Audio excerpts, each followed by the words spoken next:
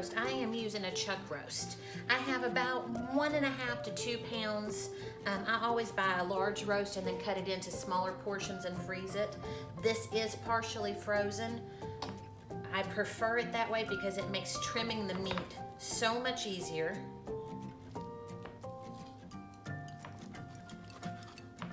There we go, get off that last little bit. I like to cut mine into just some good chunks. This is probably a solid 2 inches thick, and what's that? Maybe another 2 to 2.5 inches long, I would say. I prefer cooking the smaller chunks of meat. They cook quicker, which makes me happier. To season my roast, I've got 1 tablespoon of salt in here with 2 teaspoons of garlic powder and then some fresh cracked black pepper. And we are just gonna take our pinch and season it from up high, and we just kind of let it rain down over top.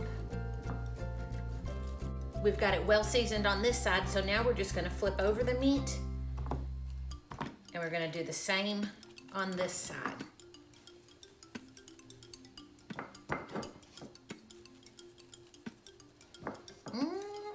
That smells good. Garlic makes everything smell better. And here's our last little bit. Now we're just gonna take a moment and get those sides covered nicely. Pick up any of your seasoning that's left over on your board.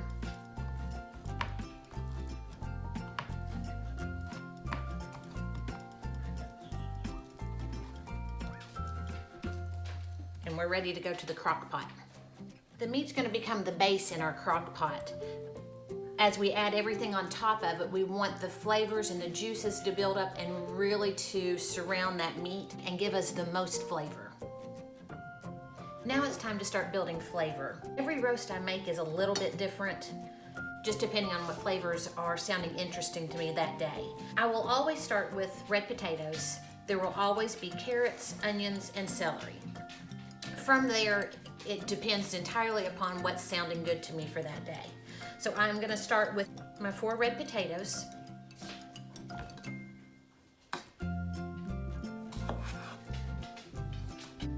I'll quarter those and put them right on into the crock pot. They will be the next layer right next to the meat.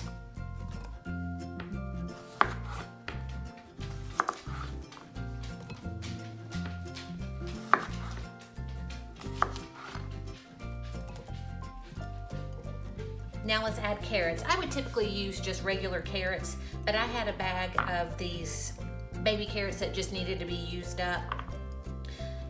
I don't peel my carrots. I just wash them good and cut them into 1.5 to 2 inch pieces.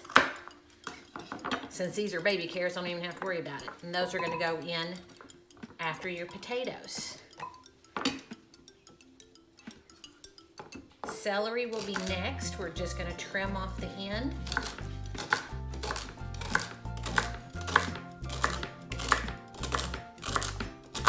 And we're doing 1 inch slices.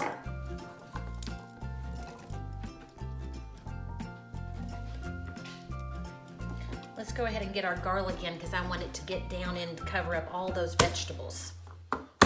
This is the variety Music, which is my favorite garlic. It's got a beautiful flavor. It's not overpowering. It's just a beautiful addition to really any dish.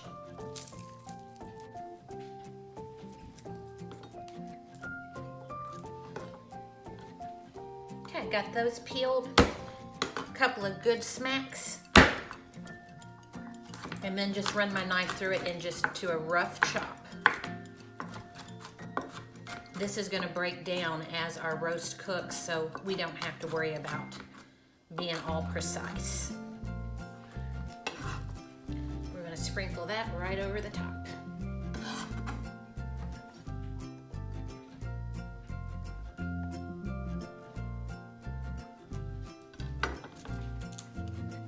Two bay leaves. Now let's take an onion.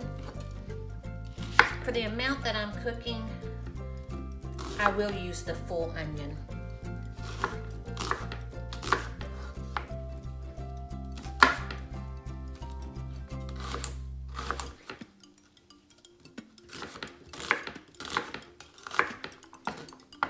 just gonna do a rough chop.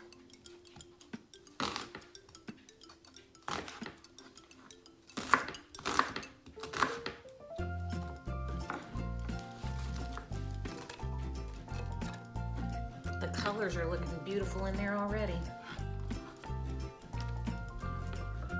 I have a couple of tomatoes that I need to use up, so I'm just gonna add those to the top and allow those juices to cook down into the meat and vegetables. I think that'll make for a really nice flavor. But this is where you can just do your own thing. What is it in your kitchen that's inspiring you? What sounds good to you that day? There is no right or wrong with building your roast.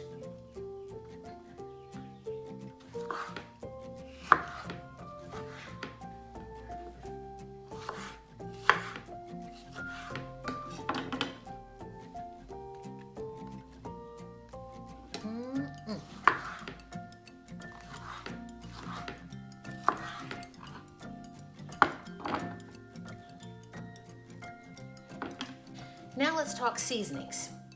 We've already got our garlic and bay down in the pot. Our meat we seasoned with our garlic powder, salt, and pepper, but we don't want to forget to season our vegetables as well. Otherwise, we're gonna end up with a bland dish even though we've added all of these beautiful vegetables. Today, I am inspired by these tomatoes. So I decided I want to add probably about a teaspoon of dried oregano,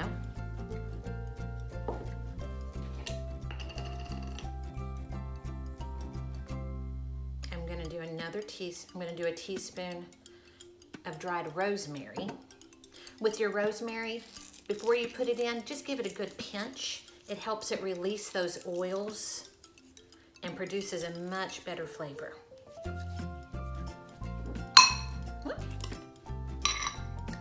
Oh my gosh, that smells good. Parsley, I'm gonna put in a good tablespoon or thereabouts.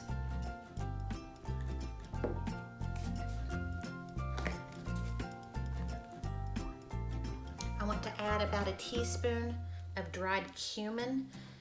Cumin, when used in moderation, adds a depth of flavor that you would struggle to get otherwise. You don't ever want to get heavy-handed with it because it can ruin a dish just as quickly as it can make one spectacular. We're gonna add some good salt. We're gonna go with a good 3 pinches there. Potatoes take salt. Just no way around that.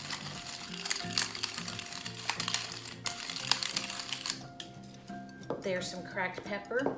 And now I have a low sodium beef broth that I prefer. I'm gonna put about a cup in my crock pot. If you don't have broth available, you can use just water, or you could use tomato juice, V8. Anything along that line that's gonna produce the flavor, keep the moisture in your crock pot.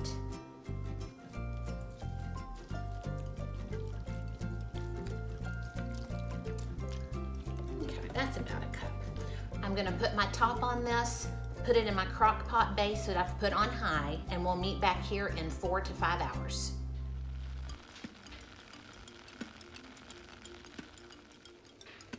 We're back 6 hours later. I got a little involved outside chickening. Let's test to be sure that our potatoes are nice and tender. Oh, and they are. They're lovely and tender.